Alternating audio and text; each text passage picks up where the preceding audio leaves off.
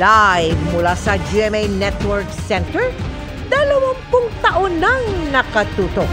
24 oras. Magandang gabi po, Luzon, Visayas at Mindanao. Sa engkwentro na uwi ang paghahain ng arrest warrant sa isang umano'y murder suspect sa Tondo sa Maynila. Ang barilan umalingaw-ngaw sa komunidad at nahulikan pa. Patay ang aarestuhin at isa pang lalaki habang sugatan ang 4 na pulis. Magkakasunod na putok ng baril ang gumambala sa mga residente ng Balot sa Tondo, Maynila kagabi. Napaengkwentro pala ang mga tauhan ng Manila Police District na magsisilbi lang sana ng warrant of arrest laban sa target na si alias RJ para sa kasong murder. Nilak nila yung pinto, no? Kaya nagkaroon ng pagkakataon na umakyat sa second floor, tumalon sa bintana at lumipat sa isang bahay. Nung sinundan nung mga pulis natin, meron naman tayong blocking force, doon yun ang una niyang pinutukan. Sa kuha namang ito, makikita ang mga tauhan ng SWAT na nakikipagbarilan sa target at sa isang alias Makmak.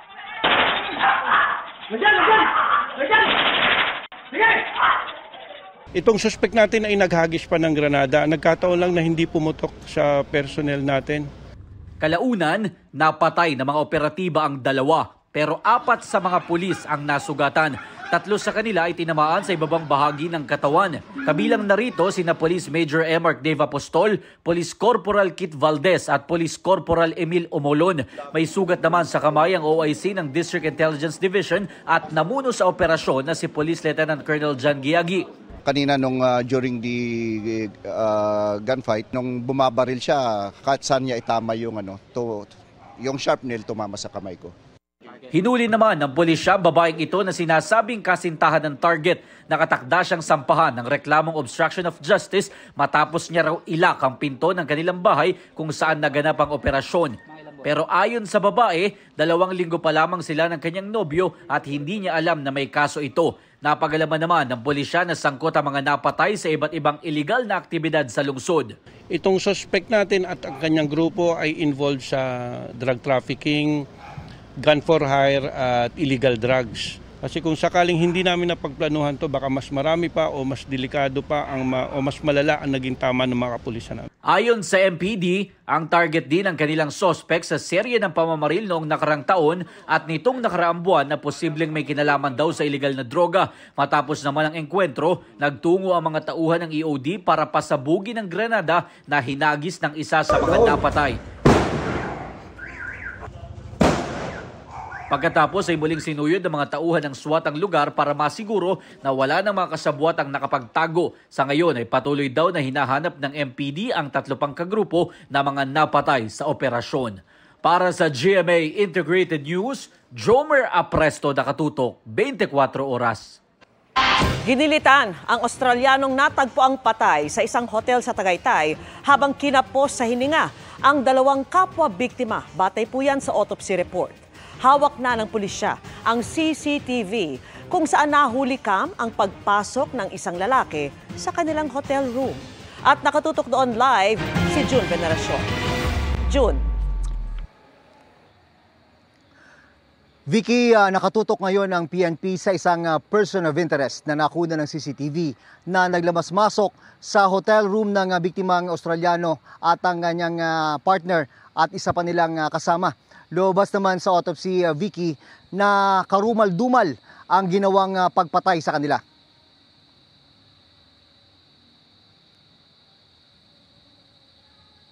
"12:51 ng madaling araw noong July 10 nang makuha na ng CCTV ang paglabas ng isang lalaki sa room 103 ng isang hotel sa Tagaytay City. Segundo lang ang lumipas, pumasok muli ang lalaki sa kwarto kung saan nakabilit ang isang Australiano, kanyang partner at manugang ng partner. Ang pinagtataka ng mga investigador, walang video na nagpapakita kung anong oras unang pumasok ng room 103 ang lalaki. Sa window, most likely ang entrance sa labas.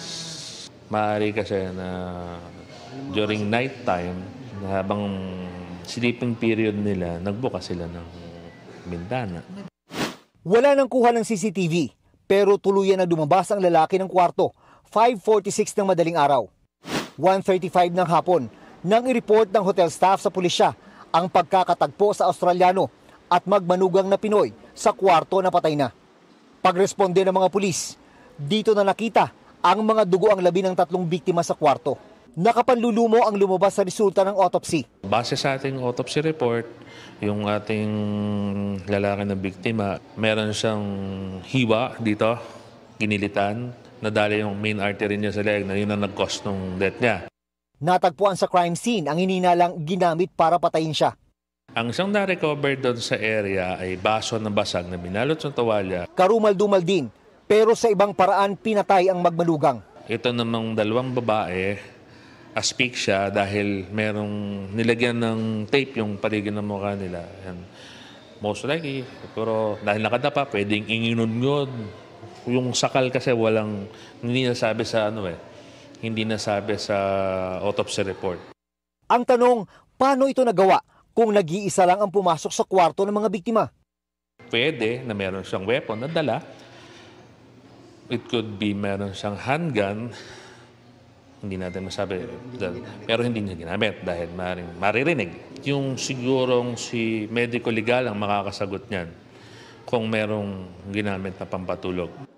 Sa pag-iimbestiga, walang nakuha sa gamit ng magmanugang na biktima dahil ang mga alahas, pera at cellphone ay naitago raw sa underwear ng isa sa kanila. Itong si lalaki, ang wonder naman, wala siyang wallet, wala siyang credit cards whatsoever. Hindi natin dinidiscount yung tungkol doon sa robbery since nakahalubhog yung mga gamit. Sobrang bigat ang pinagdadaanan ngayon ng anak at asawa ng dalawa sa mga biktima. Plano niyang iuwi sa Oriental Mindoro ang kanyang mga mahal sa buhay. Sana po sumuko na po siya. Sana po mahuli na para mabigyan na po ng hustisya yung pagkawala ng nanay at asawa ko po tsaka ni Dave. Kaya sana mahuli na. Agarang pagresolba ang hiling ng Tagaytay City Hall para hindi maapektuhan ang kanilang turismo. Isolated case daw ito. All tourism establishment, kailangan na wake-up call na yan. Kailangan bulabugin uli na higpitan. Diba? Higpitan for the sake of the tourists. Kasabay ng pakikiramay sa mga biktima, sinabi ng pamunuan ng hotel na sumunod sila sa mga protocol bilang tugon sa sitwasyon at nakikipagtulungan sa mga otoridad. Dagdag nito, prioridad nila ang kaligtasan ng lahat sa hotel at regular na pinaiigting ang kanilang seguridad. Unang pagkakataon, Vicky, ay nagpulong na ngayon ang kabubuo lang na Special Investigation na Task Group. Ito yung grupong naatasang resolbahin sa lalong madaling panahon ang kaso. Pati ang NBI ay pumasok na rin sa eksena. Tutuling na rin sila sa investigasyon. Vicky. Maraming salamat sa iyo, June Veneracion.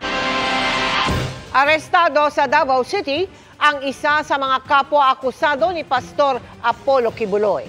Paliwala ng Interior Department, malaking tulong ang alok nitong pabuya. Nakatutok si Marisol Abdurrahman.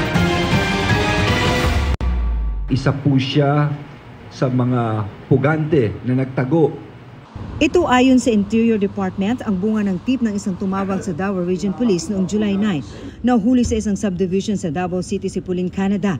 Kapwa-akusado ni Pastor Apollo Kibuloy para sa kasong paglabag sa Anti-Trafficking in Person Act at kabilang sa Finance Department ng Kingdom of Jesus Christ.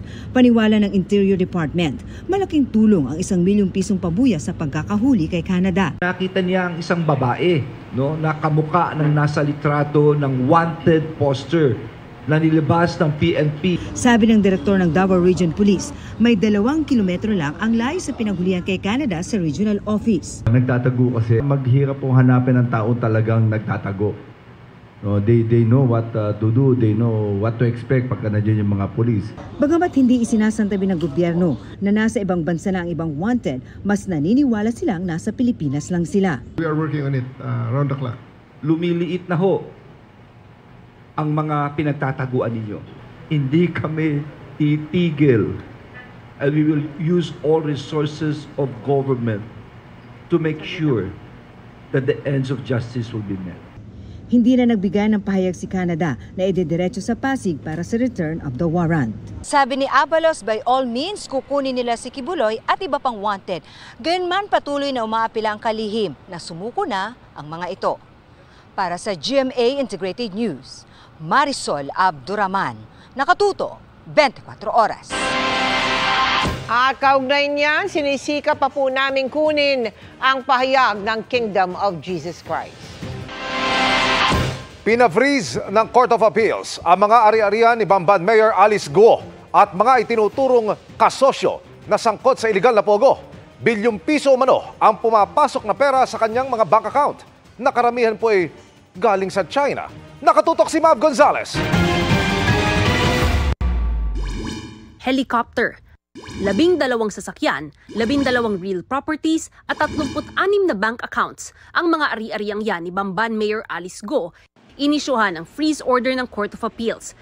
Hiwalay pa yan sa 21 frozen bank accounts ng QJJ Farm at QJJ Embroidery na family business ng mga Guo na sakop ng utos. Pag isinama ang nakapangalan sa 6 na iba pang sangkot umano sa iligal na pogo at 9 na kumpanya, aabot sa 90 bank account ang frozen. Kabilang ang mga kasosyo umano ni Guo na si Wang Ziyang, isang Chinese fugitive, at si Zhang Ruijin at Lin Baoying na sangkot din sa money laundering case sa Singapore. Lumitaw sa investigasyon ng AMLAC na nagkamal ng malalaking transaksyon at pag-aari ang mga individual, kaya pinaghihinala ang sangkot sila sa money laundering at human trafficking. Nanggagaling sa iba't ibang lugar, pumapasok sa bank account ni Alex Guo in the amounts of billions, tapos lumalabas to sa iba't ibang individuals at corporations, particularly dito sa pagsasagawa o pagpapatayo ng Pogo Hub sa Bamban. Aniya, freeze ang accounts ni Guo at iba pa dahil hindi maipaliwanag kung saan galing ang laman nitong halaga na karamihan ay galing sa China at ipinapadala sa iba't ibang individual at korporasyon. Pag tinignan mo yung income statement niya, lugi yung kanyang mga corporation. So sabi rin ng AMLAC, pareho sa findings namin, na hindi niya ma-justify kung saan nanggagaling. Mataas ang probability nito na money laundering ang nangyari. Kaya na-freeze ka agad yung asset. Kasi kung hindi mo i-freeze to, ang pera madaling mag-transfer. Dahil 2019 pa ang unang malaking transaksyon, tanong ni Gatchalian, bakit hindi ito ni-report agad ng mga bangko? Obligado silang gawin yan kung mahigit kalahating milyong piso ang transaksyon o kung suspicious transaction o hindi maipaliwanag kung saan galing ang pera. Mayroong pagkukulang yung mga bangko dahil bakit 2024 lang nila na report? Meron din akong suspetsya na itong mga bangko, meron din ganitong tsabahan. Noong Miyerkules ay naghain na ng money laundering case ang AMLAC laban sa mga individual at korporasyon na freeze ang mga account. Inalmahan naman ng kampo ni Guo ang paglalabas ng mga bank account na aniyay confidential at saklaw ng Bank Secrecy Law at Data Privacy Act.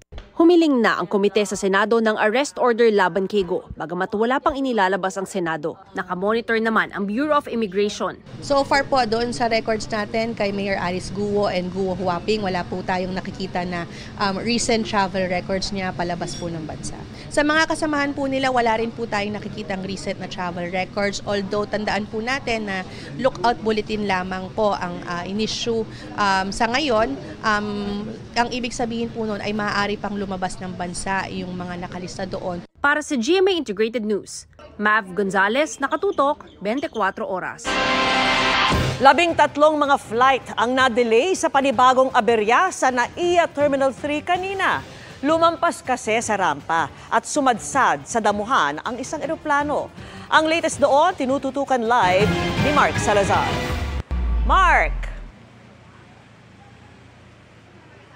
Vicky, ang update ay normal na ang daloy ng mga pasahero na palipad at palapag dito sa NAIA Terminal 3. Ito yung terminal kasi na apektado nung binabanggit mo, Vicky, na 13 delayed flights dahil nga dun sa pagsadsad ng isang eroplano ng Cebu Pacific sa damuhan.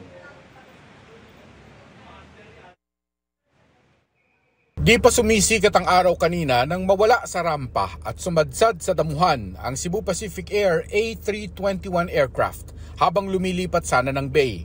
Wala namang nasaktan lalo't wala pa itong sakay na crew at pasahero ayon sa Manila International Airport Authority. Pero dahil sa nangyari, isinara ang Bay 110 hanggang Bay 112. Na-delay tuloy ang 6 na arrival flights at 7 departure flights.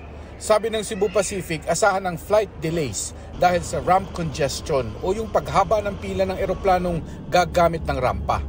Humingi naman ng pangunawa ang MIAA habang tinatanggal ng kanilang aircraft recovery team ang eroplano sa damuhan. Bago mag-alas 2 ng hapon, nahila na ang sumadsad na eroplano papunta sa Airline Operations Center. At bago mag-alas 3, Vicky, ay wala ka na makikitang delayed flights doon sa kanilang mga electronic flight information display. Vicky. Maraming salamat sa iyo, Mark Salazar. Magpapatupad ng nationwide gun ban sa July 22, araw ng ikatlong State of the Nation address ni Pangulong Bongbong Marcos. Suspendido ang lahat ng permit to carry firearms outside of residence pagpatak ng alas 12 ng hating gabi ng July 22. Wala man nakikitang bantay, hindi raw magpapakasiguro ang PNP. 22,000 pulis ang ide-deploy para magbantay.